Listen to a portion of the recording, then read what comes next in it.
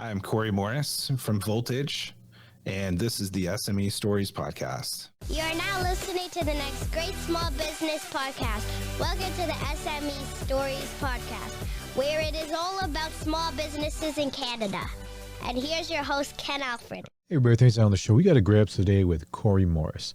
Now, Corey is the founder and CEO of Voltage, a premier digital agency focused on digital marketing and websites.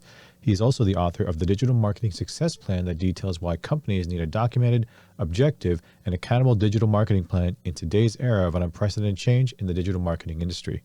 Corey spent nearly 20 years working in strategic and leadership roles focused on growing national and local client brands with award-winning ROI-generated digital strategies. His industry leadership, client success, and community-focused work made him the recipient of the KCDMA 2019 Marketer of the Year Award. So we're going to have a great time today with Corey, and we're going to learn about digital marketing, especially in the growing trends in 2024. So sit back and absorb. You love to write, and you read a lot as well. How does your book differentiate itself from other books? I'm sure if someone tried to type in digital marketing, whatever, books, that they'll see like a plethora of titles. So what really separates yours from the ones that people can buy right now? Yeah, I would say that mine has more of a connection with almost like a choose your own adventure book, right? I like those. There's some people who pick it up, honestly and admittedly, probably will be like, well, this isn't like the easy thing where it's done for me with the magic shortcut to the top of Secret Google sauce. Or whatever it might be, but I have to put my own work into this process because there are so many variables. So it's a framework and a process. There is how-to, but it's how-to to get to your own plan. It's not here is the plan, go do this magical set of things as a shortcut. Versus the other books that's all they would, that's what they're basically selling you, right? It's like, just download, you read the book, here's the plate, you go to this website and you can download the template and then you'll have the same success as I did, kind of thing, right? And you did not want that. That's pretty cool. It's not the catchy, LinkedIn, here's the $199 buy our agency's like magic sauce. But at the same time, I mean, it is the process. Like I said, for $10 for the e-version and $20 for the hard copy, you're getting the entire process, nothing held back, that you might spend 10, 20, 30K with us to implement for you. So it's the do-it-yourself version, and you may not need the full process, or you may not be at the stage where it makes sense to engage with me or any other agency yet. And so I think it's a great framework and tool. It's not it's when I thought about it too, I had to think, do I want this to be the end all solution, and maybe a comparable, it's not on that scale, but one that I looked at and kind of kept in mind was like EOS or Traction, right? It's more of a processor. It's not an operating system, but it's more of a process that you can put yourself into versus a solution that's ready made for you to just go deploy. Interesting. So actually, I had a couple of questions about the actual industry and the space that you play in. Like, so what is basically the state of the digital marketing industry in your opinion, and where do you see it going? It's really interesting. AI, how many minutes are we into this interview, and neither one of us has mentioned AI yet. Yeah, I was going to get to that eventually, but yeah. Yeah.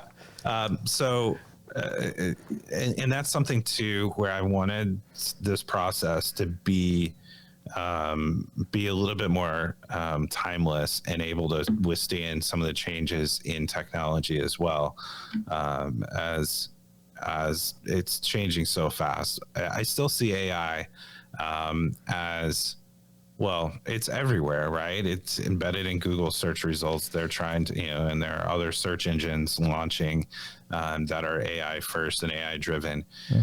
My whole thing, and because I got challenged by a couple separately and within the same week, a couple of colleagues who own different agencies back when we were narrowing our focus and honing in on search, and AI was exploding everywhere. They're like, that's interesting that you're leaning into search when it's one of the things that's probably being disrupted as much as anything.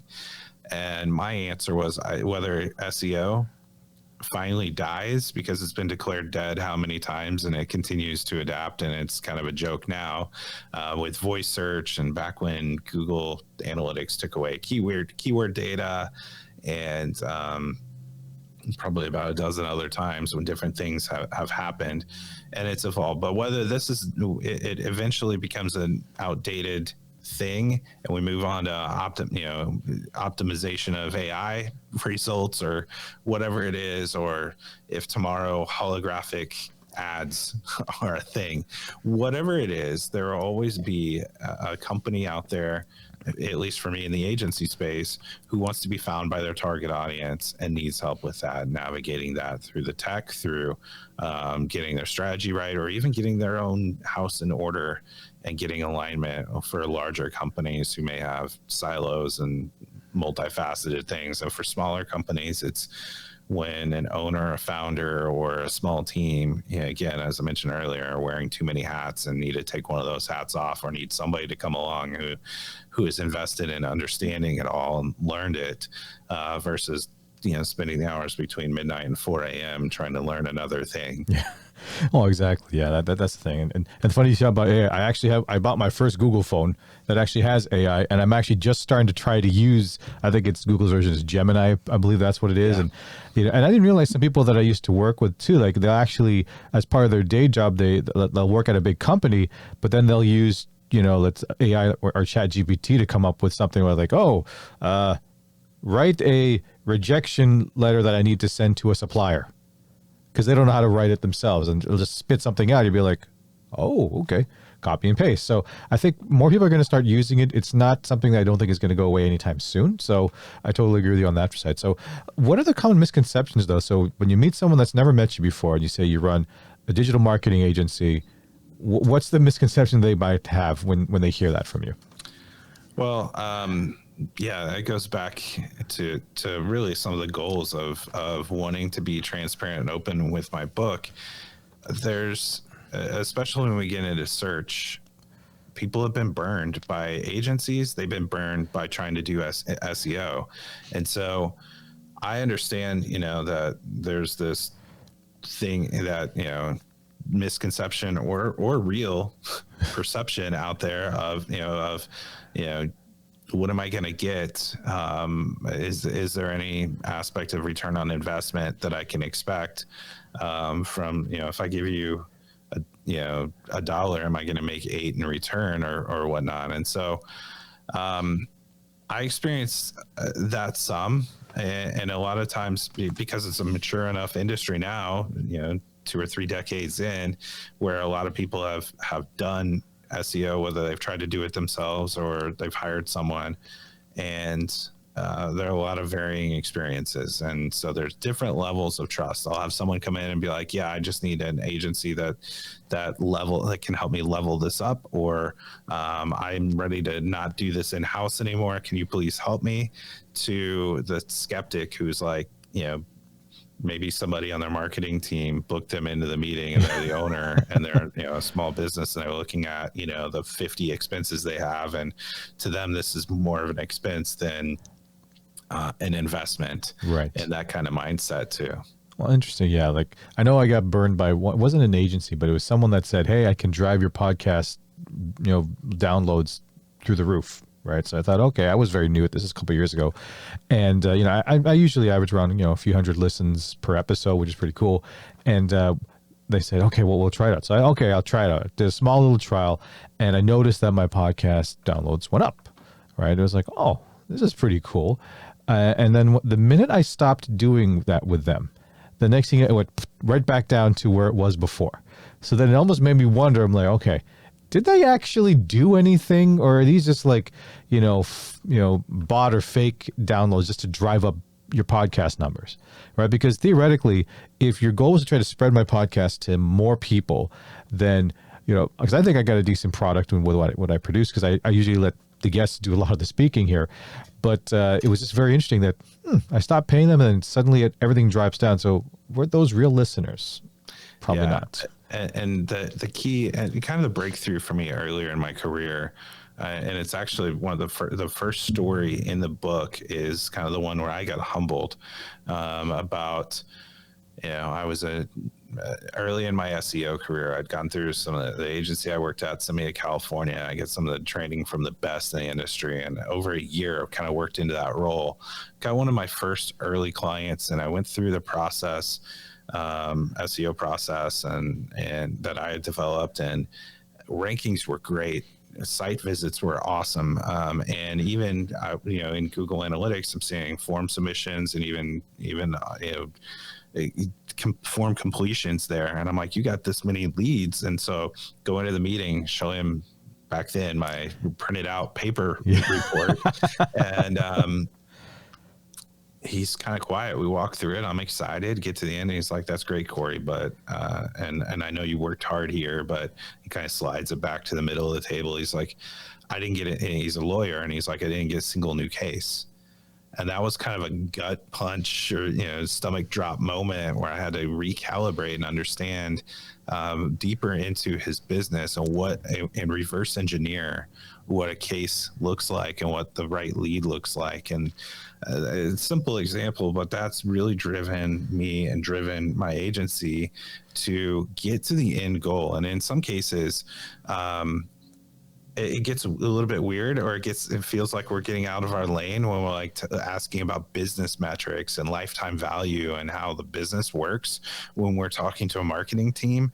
But we really want to understand that as deep as we can and understand the money and how it works in their organization, and then work backwards from there. Because if we just start on our side and start with rankings and clicks, impressions and clicks, and even conversions without having it anchored to something, then we can't get into a return on investment conversation and really understand if we're driving value or not. Mm-hmm. And that's unfortunately where a lot of people don't feel comfortable getting there, or don't want to get there, or be like, I can't control that part after the lead goes in. I'm not, controlling the sales team or the product team or whatever. That's where they'll stop. And I get it. We did too. And we're at a point now where understanding that and working backwards is critical, because otherwise it's just potentially a vanity metric or something that we pull a lever. But if you get those extra listens, quote unquote, even if they were real, did it connect to your ultimate goal of deeper engagement and growth, and on the business side of where you want to go, or did it just give you some nice numbers to feel good about for a moment? Exactly, for that moment, right? So, oh man, so that we can probably go on about that. And so let me ask you this, and this is before we get to our tips from the pro. I know I'm supposed to get to that section. I'll make this fast then. So what has been as is all my guess, what has been your biggest failure, but also your biggest success thus far? That's a challenging one, right? Because I think of a lot of smaller failures, or I think of what maybe felt like a big failure in the moment, and then I look back and it's kind of comical. But I can think of a few. But I think on the failure side, I'll talk about, and they're both kind of connected. And so the story is not complete on the success part of it, but the failure part was thinking that I could do that transition for the agency over like 3 years. And so I had some bumps in the road in terms of how I had to structure the agency and get us positioned with clients, with staffing, with service offerings, with how we sell for our niched down narrow position. We're now seeing some of the rewards of it with being able to be selective and kind of handpick clients that are right fit versus years ago. Somebody came in and they said, I want the service that you do, and I have a budget. That was kind of the filter, and it led to a lot of growth, but it didn't lead to as many, really right fit relationships that, might last a decade in terms of clients for us. So there were plenty of sleepless nights and lessons learned. And I'm excited about where we're going and the side of it that I'm seeing now. Oh, awesome. All right. Now, let's go to our tips from the pro segment now. Now it's time for tips from the pro.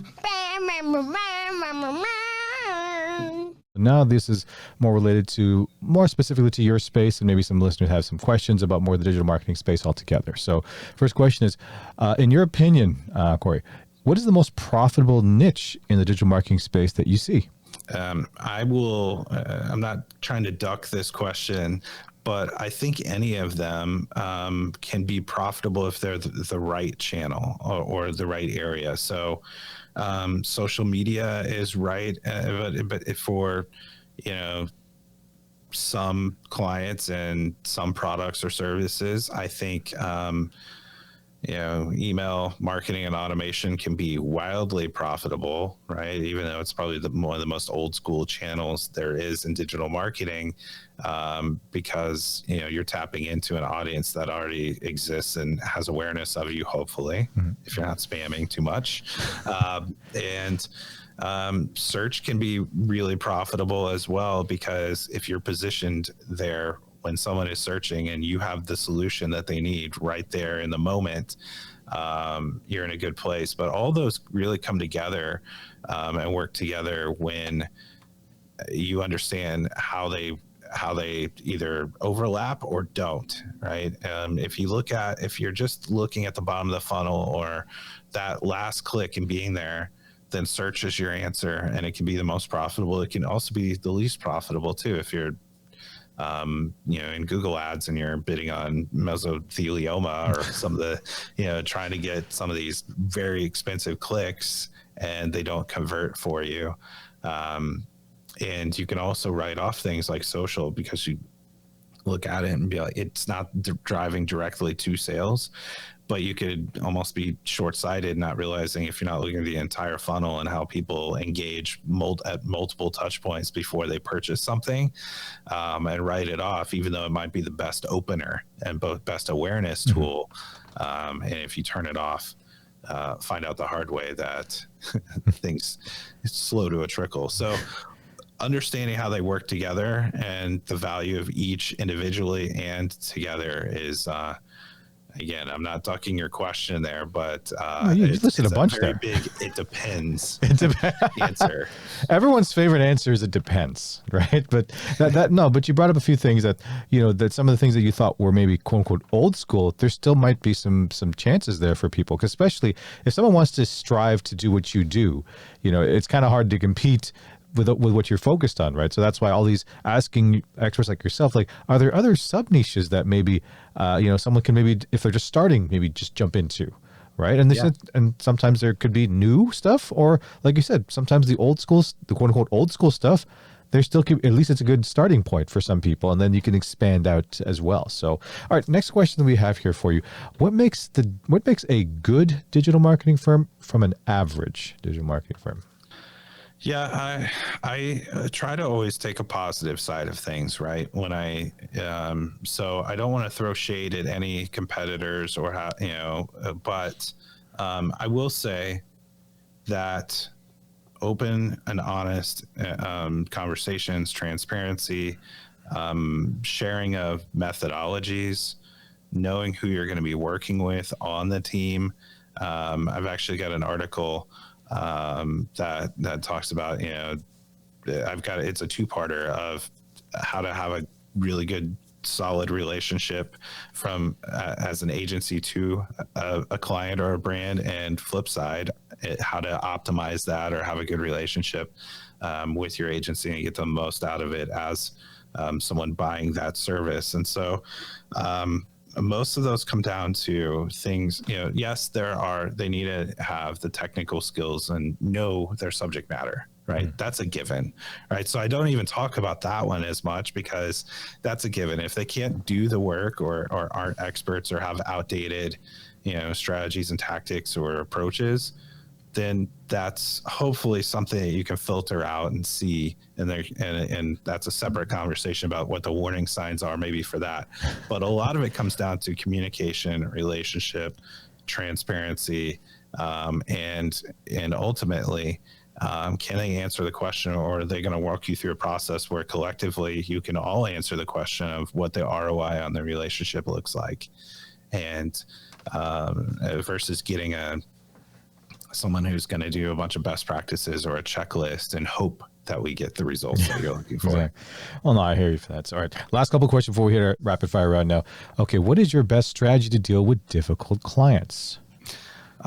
Understand where they're coming from. A lot of our communication happens, you know, over email, We have some clients with us in Slack as well, but the written communication doesn't always get to the heart of it. So having a quick phone call, having proactive touch points to get ahead of any misunderstanding or being like 1 degree off, that you get further down the path and you're many miles apart.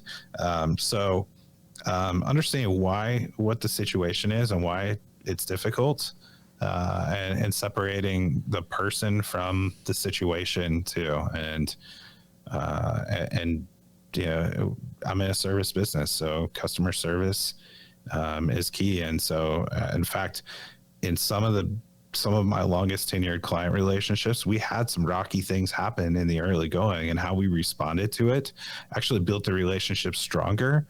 And being able to look at it objectively and understand it wasn't the client being difficult, or it was reasonably, it was the situation had some difficult circumstances that we had to navigate. Oh, nice. All right. The last question on this before we close it off is, all right, this one, I've been getting some listeners questioning me on this. They said, okay, Corey has a book. When is Ken Alfred narrating your audiobook? I am kidding. But yeah, is that something to consider? An audiobook that you'll be putting? Will your book be also in the audio format as well, or will it stick with digital and hardcover? We've considered it. We've considered it. I did the Kindle version, and we formatted specifically separately for that, so it's optimized for that, because some just get turned over into an ebook and then things don't align. Audiobook I've thought about. I mean, I have a friend who had Samuel L. Jackson read his. I've had people say that they'd like me to read my own because of kind of voice and tone and things in the book, to kind of add another layer to it. Haven't done it yet. It's on my radar, and it might be a 2025 initiative. Well, yeah, no, the reason I joke with that is that because I tell listeners that, aside from me doing voiceover work as well, I did recently just an audiobook, and I think I have a couple of projects in 2025 actually where I'll be doing more audiobooks. That's why I always throw that shameless plug and say, oh, we're going to do an audiobook. Yeah. And a lot of the things too is that it's not your typical audiobook that I generally do anyways. And I'll make this last point here, is that it's actually in what I'm doing is actually in between chapters. So the author could be writing the entire book and they'll be narrating it. But you remember those, I know we're going to date ourselves. Remember those box sets and Blu-rays where they had that thing called special features? Yeah.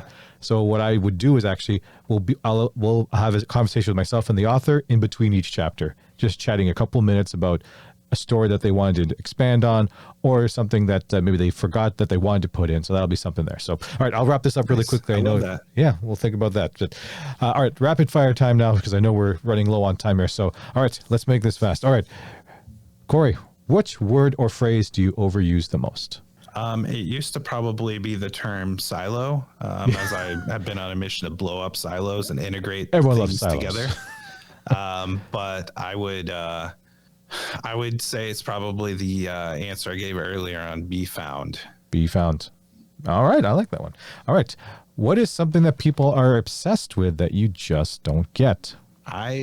So I'm pretty literal when it comes to, I love like suspense movies and thrillers and crime stuff, war stuff. I have trouble getting into more of the fantasy genres. And so my daughter is huge into Harry Potter and a lot of more magical and mythical things. Yes. And the logic part of my brain struggles with that a little bit. Yeah, the fantasy and yeah. Okay, no, I get you. Totally hearing that one. All right, next question is, would you rather go 30 days without your phone or an entire life without dessert? I could definitely forego dessert. I'm not a huge sweets and dessert person, so that one would be easier.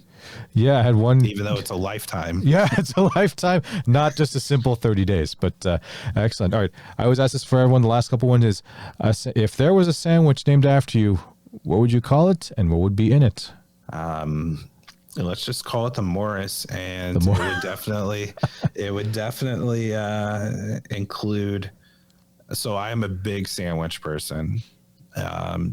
So it would definitely either include some level of grilled, cheesesteak ingredients, or it would be on the other end and be, some premium cold cuts and some really nice aged cheeses. What kind of bread? I think over here in my kitchen right now, I've got sourdough, and that's Ooh, kind of the sourdough is go-to. always really good. Man. Okay. Last question here is, what is your theme song and why? So you're walking down the street, that song hits, people know you're coming. I bounce so much between genres and artists and everything else. So I would say hard to narrow it to one, but it would be kind of a tongue-in-cheek thing because I don't do a lot of things super aggressively, but it would probably be something more on the aggressive end just to make people laugh, like something from, Thunderstruck or something else. Can't go wrong with that. Something that I think about, or I would have, as a kid dreamed to be playing as walk-up music. Yeah, well, Thunderstruck from AC. Yeah. Baseball. Thunderstruck from ACC is not a bad song. I love that song as well. All right. So any final pieces of advice you would want to give to the aspiring entrepreneur or anything like that? So I think I hit on a whole lot of different points, but my key thing, whether it's my book or anybody else's book or framework or your own process, having the expectation that marketing should have a return on investment, not as an activity that you should do, that you need to post 3 times a week and write 3 blog posts a month to just do, but do it with intentionality, do it with purpose to get to that end goal and reverse engineer and work backwards from what others are doing that's working for them or in your own business as you scale, because often, we give up on things that we don't feel like are working or that we don't see an instant return on investment from. They just feel like activities or they get put on the shelf or they're the last thing that we do in our week and they create stress and we can't measure them. So connecting the dots on what really will drive the needle for you and make an impact, because you don't need to wear another hat. That's just pointless. You've got enough hats. Exactly. Perfect. And so where can people reach out and find you? Yeah, there's 3 different ways. If you're interested in more of my story or for interviews like this, CoreyMorris.com. For the book itself, Digital Marketing Success Plan, that's a long domain name, so I've shortened it to the DMSP.com.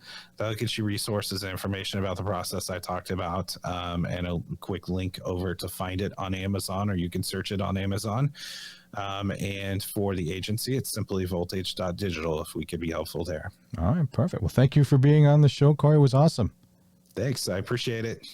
Hey, you, do you need a voiceover? Well, look no farther. Northway Capital Group has your answer. Commercials and explainer videos, AVR and voicemail, health and wellness, corporate training and e-learning, announcements, documentaries, and biography.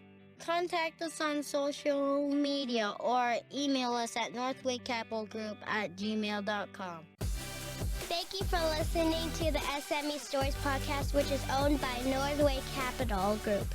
Please follow us on Instagram and Facebook at Northway Capital Group.